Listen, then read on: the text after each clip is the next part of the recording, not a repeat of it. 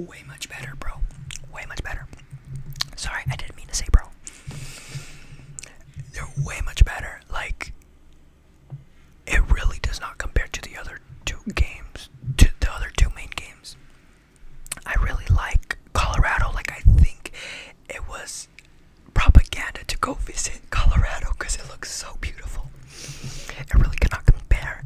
And like, the game mechanics seem clunky. Like, in the technical aspect of the game, I did not like the mechanics of it.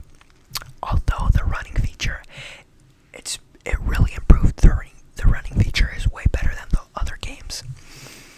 But overall, the mechanics of the game seem very clunky. Like, I think it's a sensitivity issue. Like, whenever you turn around, like, the whole camera orients itself in a different level, which I feel gave me a bit of vertigo. I'm being very nitpicky, but if I gotta be honest, compared to the other games, within my recollection, it was very clunky, and I did not like that whatsoever. But another thing that I did not like was that one episode where Alex had to play the LARP with Ethan. That one episode that Alex had to play with Ethan. There was a time there where Ethan was like depressed because his stepfather died and everything. But I do not understand for the life of me why the developers felt it was necessary to make that episode. Like, in the boss final, I really got geeked up. Like, if you guys can go back and watch my reaction, I could not speak. I was speechless. It was such a great display of miscellaneous Easter eggs, or whatever you want to call that. It was so well implemented. It reminded me of Pokemon in that other game that's similar to Pokemon. And I just loved it. But at the same time, like, it did not really add anything to the game whatsoever. It didn't even develop the characters, really. It just, I don't know. I just felt like it wasn't necessary to the game. It really did not add much in terms of, like, the plot. So I felt like that was a bit meh. And another thing that was meh was the ending. So if you guys look back at my gameplay, I was a bit shocked when I learned, and spoilers ahead, spoilers, okay, 3, 2, 1. I was a bit shocked that Alex's dad, who was a deadbeat, who left them, came back to Haven Springs in another, like, period where Jed was, a miner. He was one of the co-miners or whatever, like the underlings of Jed. I was surprised to find out that Alex's dad died in the accident. Like, they tried so hard to include them in the storyline, where it just seems so forced and so out of nature. Like, it didn't really add any elemental aspects to the story. It just made it seem like very trivial, I guess.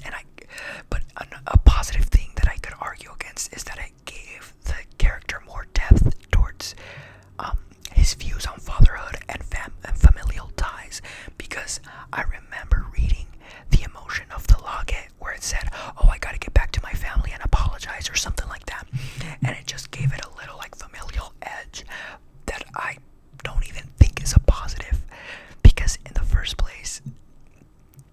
why in the first place did he leave if he regret everything that he did? Like, I understand him being very cognizant of his mistakes and regretting it, but at the same time, it gives him no right to do that. Nothing happened. I also don't really approve of Alex's how do I say this? Like, this only signifies an issue with the whole franchise, but this game made me realize that there's a clear distinction, and I know you guys might roll your heads at this, roll your eyes, I mean, but there's a clear distinction between you and the person that you're manipulating or playing with. Like, Alex seemed like a person that was very needy, but on the other hand, I played it as myself, as who I am as a person, who was very, like, aloof in a way, if you know what I mean.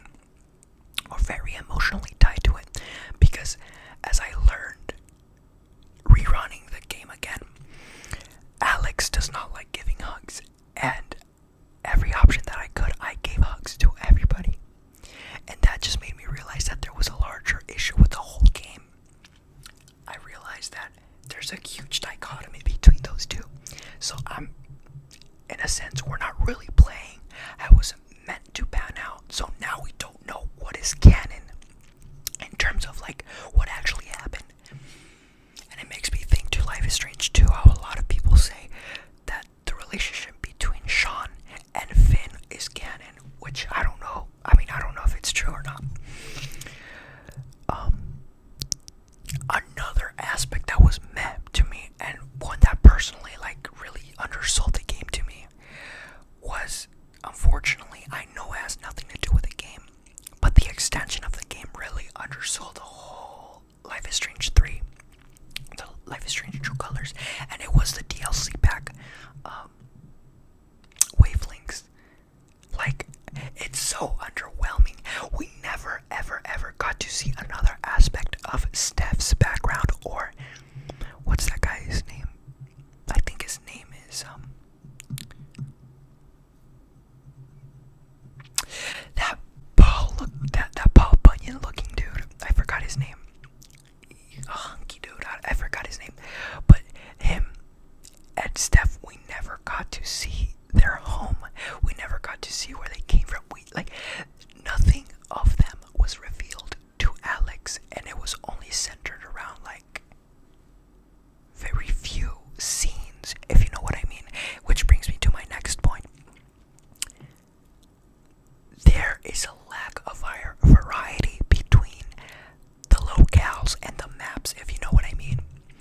Like, if I can remember correctly, we go under the mines, we go to Gabe's former house, which is Alex's house, the bar, the store where the lady sells her cannabis, and what else? And we're just stuck in a L-shaped town that is like, it's kind of underwhelming. That there's not a lot of exploration going on compared to the other Life is Strange games. And that's one of the things that why I love Life is Strange 2, because of the variety.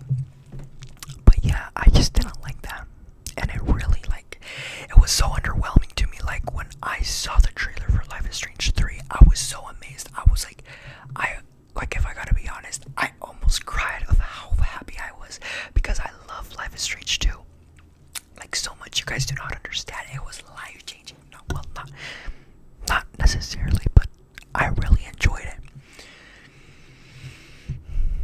Oh yeah, I think I went on a tangent, but as I was saying before, the extension of the game, Wavelengths, really, really, really tied it with a bow as to why I did not really like the game in the first place. Like, you see a bit of Steph's life within the episode. It's only one episode that is 2 hours worth of material, which I think is decent compared to Captain Strange. But let me tell you guys something. The amount of work that I had to do in that game, my lord, oh boy, I did not approve of it whatsoever. I don't care what anybody says. That's my least favorite game in the franchise.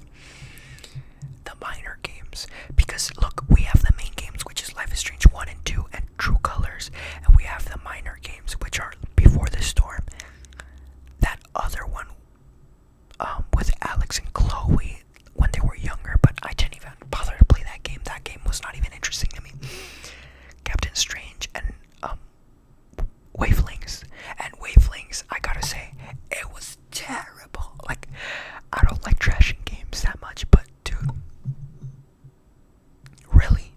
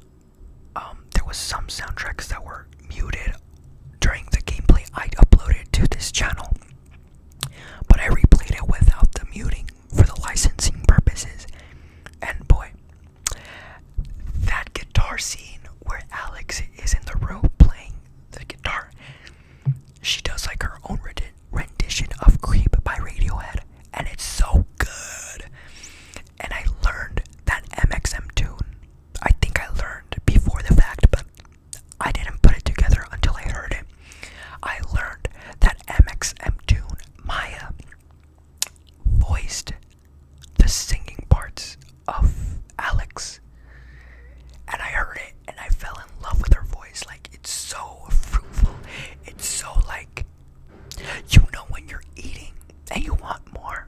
It just gives you more. It really does. So I gotta say, Alex has a beautiful voice, or MXM Tune. But I love that part. Like, I'm so very special. I'm not fucking like all that. Oh my lord, it was good. But yeah, aside from that, another positive, because I gave like 4 negatives already. I should have planned this out, but if I gotta be honest, the main thing that I really also liked playing back the game without being rushed and just taking in the game just as it is, I liked the nuances it provides on other characters. However, it's not necessarily good because it makes the game less accessible to lay players. So, for example, if a player who plays Life is Strange True Colors for the first time without knowing the background of the other games just plays it, they'll just think, okay, well, these characters are poorly developed. Not poorly developed, but like these characters, they're focusing too much on like some of the aspects of the side characters. If you know what I mean. Like, you just don't get the full brunt of how the characters are outside of the interactions you have with them in game until you go to my blog and you see how that Paul Bunyan looking dude is so friendly to the other people and a lot of people love him, and how Steph is like that sarcastic, like energetic bubbly, but subtle bubbly, like it's a chocolate chip mint bubbly, you know what I mean? Like, you start to see how subtle the differentiation between each character like interacts with the people that are not necessarily you. So for an outside viewer, they might be like, well, this is a really weirdly formatted game, which made me realize, but I did not like how it didn't make any specific references to Life is Strange like the other games, and I might understand that it's a licensing issue or like a copyright issue, because my understanding is that Donut like gave the premise of Life is Strange, like the frame of it, to another company, which I don't know if that might affect the way they interact with each other.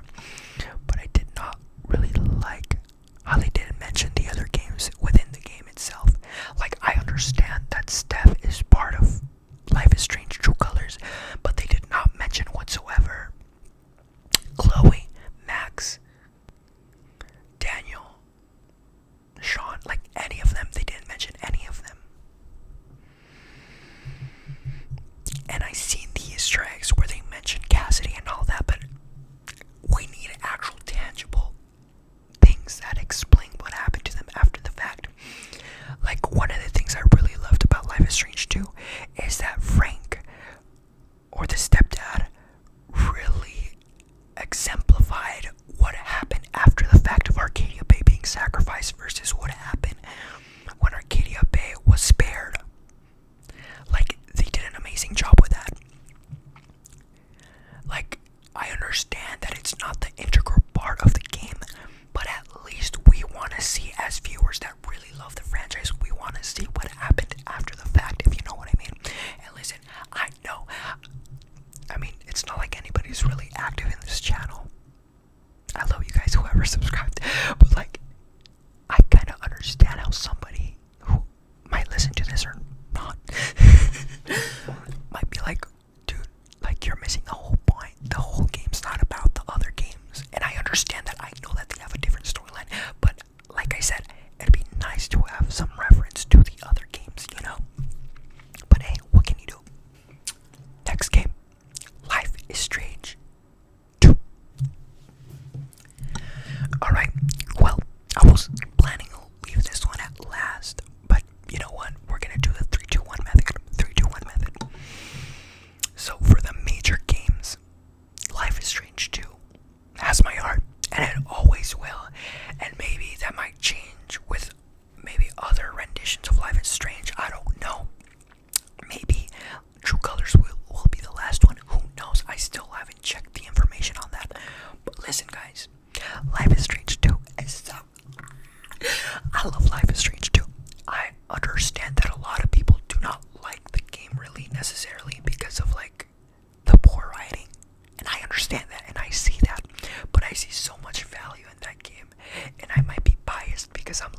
I'm Mexican American, Chicano. But it just, I love that game so much. Like, I don't understand. You guys don't understand. Like, I wish I could go back to 2019 and replay this, or 2020. I forgot what year I played it. But like the first time that I played it, I wish I could go back in time and play it again for the first time and experience it, because it was such a beautiful game. You guys don't understand. A little backstory. When I first got Life is Strange. Oh, wait, hold on. When I first got the game, my mom bought it for me for my 15th birthday or 16th, I don't remember well. And I got it for my birthday, right? And I played it and I loved it. But it like skipped forward like 4 years or 2 years after the game got released, Life is Strange 2. I didn't really want to see like how the game was played because I didn't have money to buy it, and I wanted to experience it myself without being tainted by reviews or like other players. Because at this time I really got into what's that guy's name that was Connor from Detroit Become Human? Him. He started playing games online with his wife or fiance, I forgot. And I would watch a lot of his videos, and then I stumbled across Life is Strange 2 gameplay, and I was like, you know what, I'm not even gonna watch him anymore. And until then, I stopped watching that guy. I don't know, I just liked his commentary, but other than that, like, I stopped watching them because of the same reason that I wanted to experience Life is Strange 2 by my own merits, by my own terms. And I didn't consume any of that content until I had enough money to buy it on my own. Or I think my sister bought it for me. I'm 95% sure that I bought it for myself. I'll ask my sister, and if she says no, then I'll put it in the editing thing. But listen, when I played this game, at first I was like, okay, it's alright. But the part, and spoiler alert, and I'm not gonna say any spoiler alerts anymore, because I mean, cautioning for spoiler alerts, because like, you know, you guys should have already played it, I'm sorry.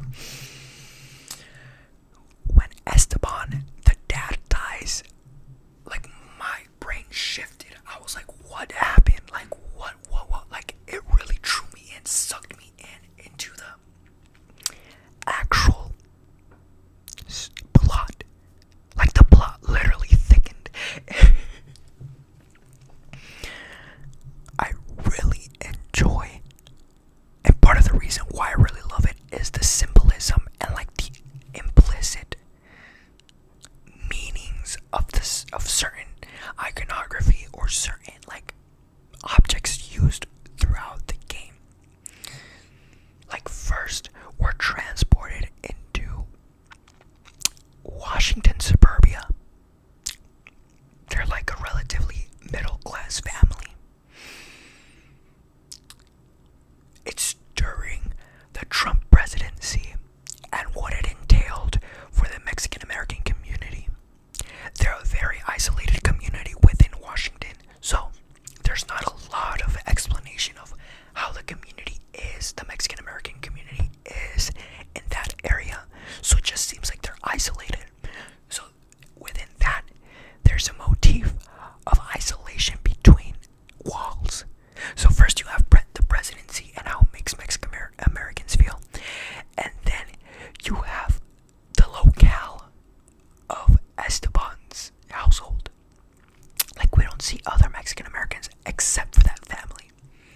And then you see how the neighbors are racist towards the brothers because they're from Mexico. When the altercation happened, they're like, go back to your country or whatever. And you just start to see how different things are. And that's a motif within itself, like isolation. Another allegorical motif there is the fact that the two brothers have to fend for themselves. Isolation. This then extends itself when they go to that meeting site, that camping site with the hippies, and they just try to keep it to themselves because they don't come from the same background. And it's not necessarily about ethnicity and all that, but like, they have their own criminal background. They have their own issues. Isolation. The ending. Oh no, I'm sorry. I'm skipping ahead. When Daniel gets captured, Sean gets captured by the authorities, he's reserved. Like in the majority of the options, he chooses to be reserved. Isolation.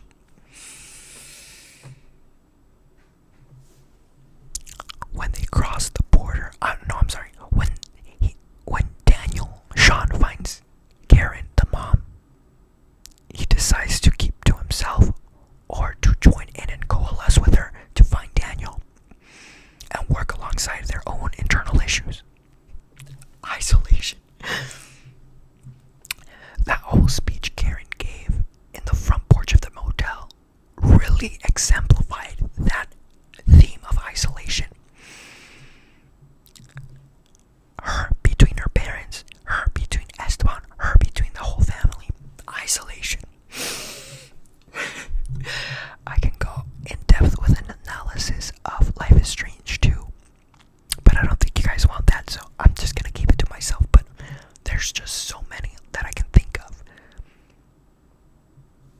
that really I really love this game. But listen, I love the motifs, I love the themes, I like the symbolism within that. It's exactly like the first game, but better. Okay, enough of the positivity. Let's go to the negatives. One of the things I really did not like about the game, and here comes it, there's a positive with a negative, is the shock value it used. As somebody that is Mexican American and experienced varying degrees of subtle racism, microaggressions, I just did not like two instances where they use shock value to their advantage. First of all, when he went to Nevada to go find Daniel,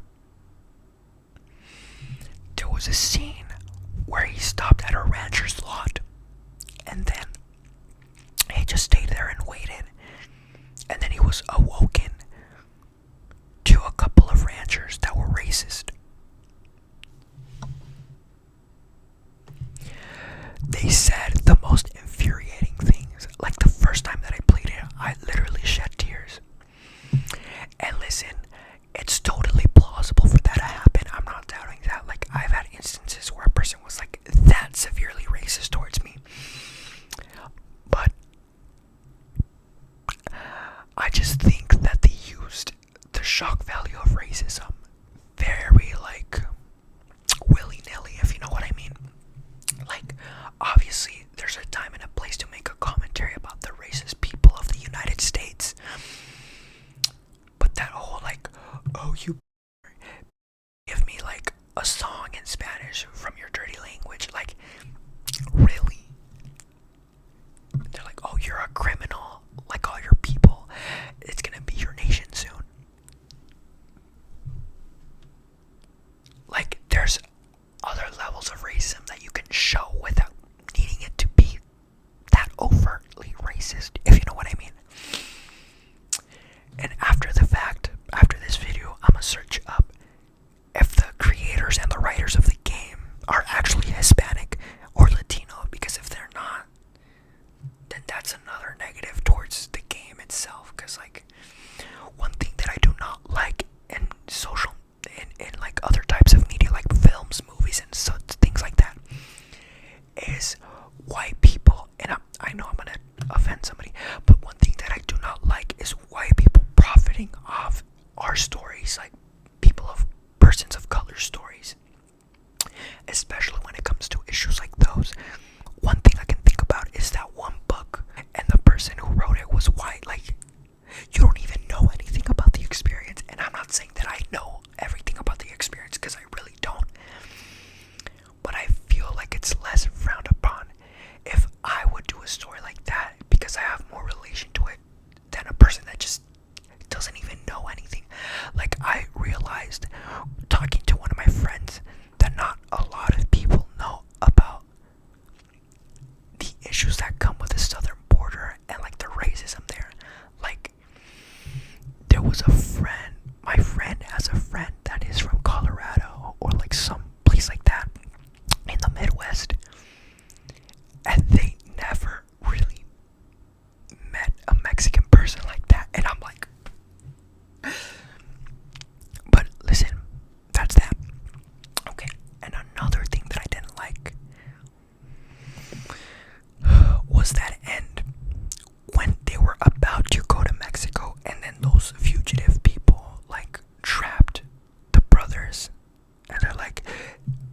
sovereign nation. My sovereign nation will not be destroyed. That's British, like, red, white, and blue. I love my country. Like, stuff like that. I just don't. No. I just find it. I don't know. I have ambivalence towards that because I know that it's so true. I really know that it's so true. But at the same time, do they really need to show that?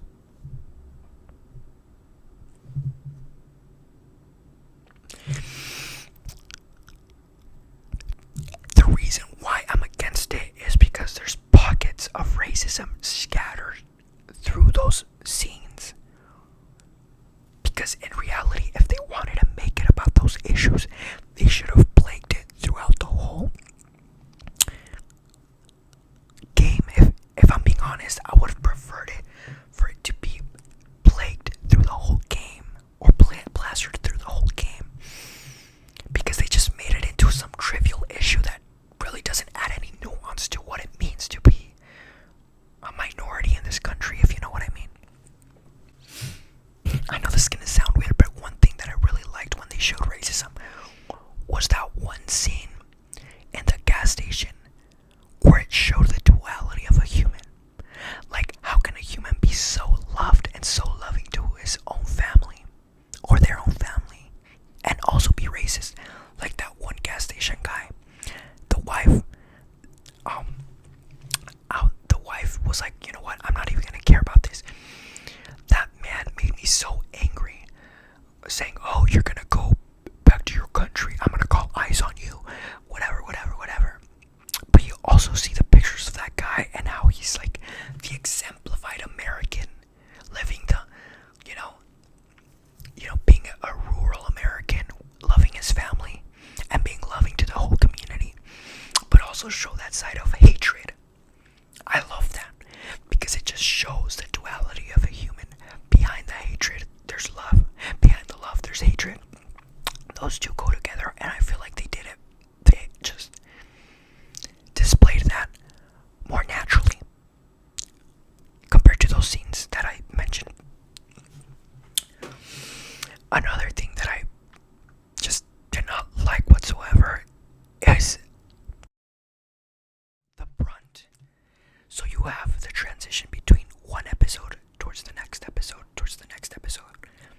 There's no buffer that softens the transition. Each episode feels somewhat discontinued from one another. One example that I can think of is the first episode between the third, the second, and the fourth. There's motifs of Hispanic culture, Latino culture, that are played on the first episode that don't carry on to the next episode until the fifth, the last episode. Really? Like, I distinctly remember Sean making comments about like a poster of salsa dances and him like laughing about like white people trying to like, be part of, just teach somebody about another culture or something like that. I forgot about it. And then he said, oh, they said something in Spanish, which I forgot about. And after that, nothing about that. No Spanish, no relation, no nothing.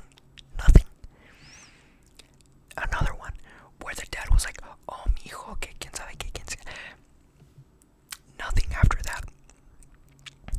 Like, you want to give a hug to your papito, like, whatever. Nothing. The relation comes back when Sean speaks to the people that are detained in the jail with him. But other than that, nothing. Zilch. Nada. And another example, backing this up, is that episode with Daniel trapped with that cult.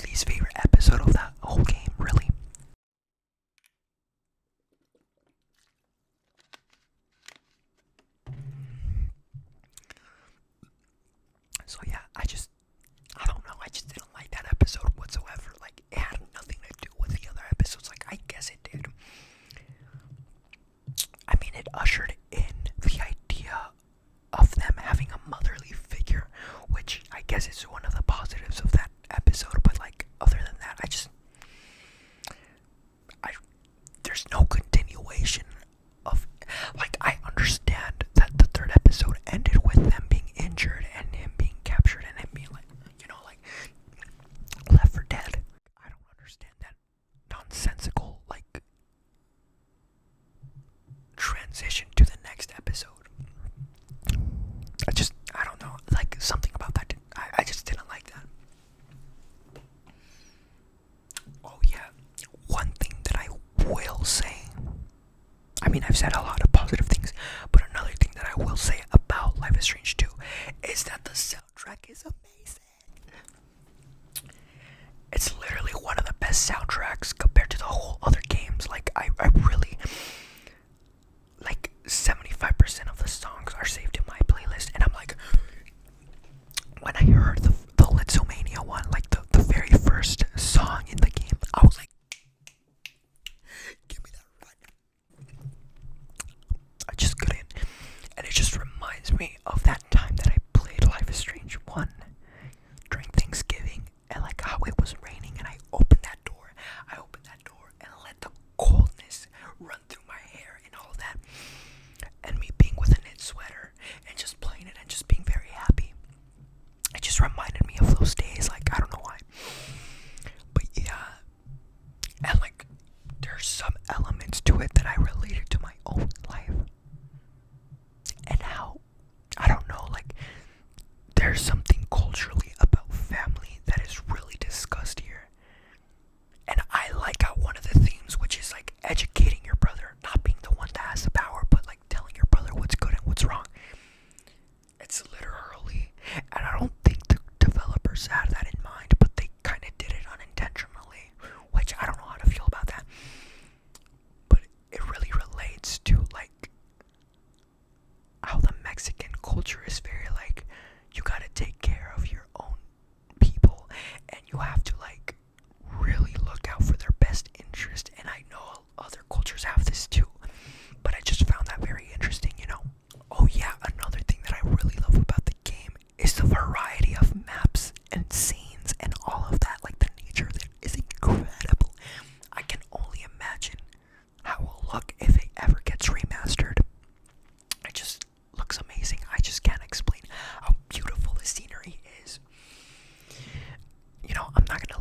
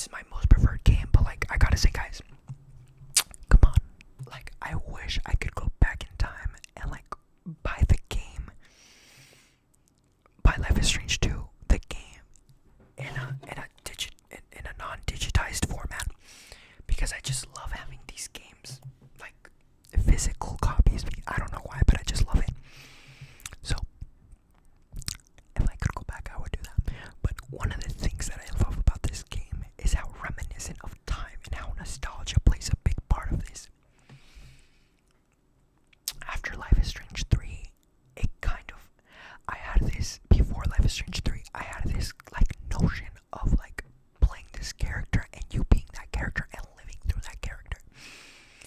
But after the game, Life is Strange 3, it just shattered those, like, illusions I had of, like, playing, like, the differentiation between you and the player. I mean, the player and the character. Like, obviously, you're not playing it true to Max Caulfield's character. You're playing it as yourself.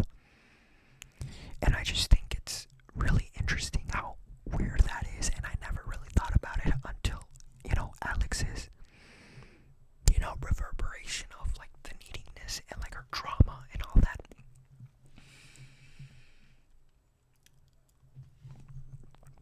I gotta say, one of the biggest positives I have of this game is the integration of her superpowers within the storyline.